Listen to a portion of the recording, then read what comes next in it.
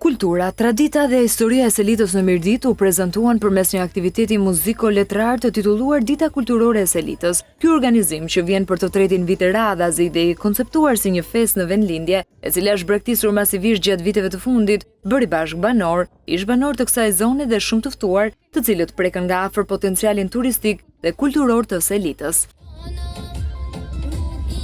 Organizatorët dhe autoritetet të pranishëm në këtë event kulturor theksuan nevojën për rigjallërimin e jetës në zonat e thella me potencial zhvillimi të turizmit historik dhe kulturor.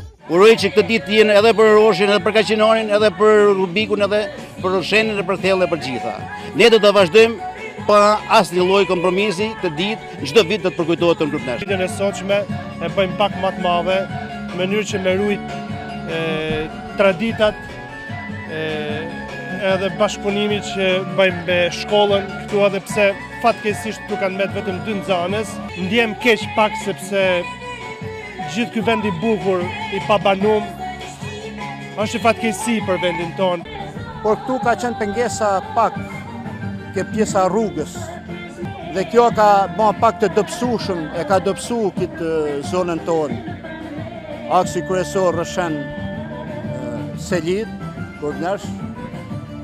Po besoj sa është pjesë e aktivitetit, do të arrihet qëllimi, është do bëhet rruga. Dita Kulturore e Selitës, përkoj me festën e Shnandohut, ku në kishën me të njëjtin emër, u mbajt një meshë e shenjtë udhëhequr nga Dom Gjergj Meta, duke i dhënë organizimit një dimension të veçantë shpirtëror.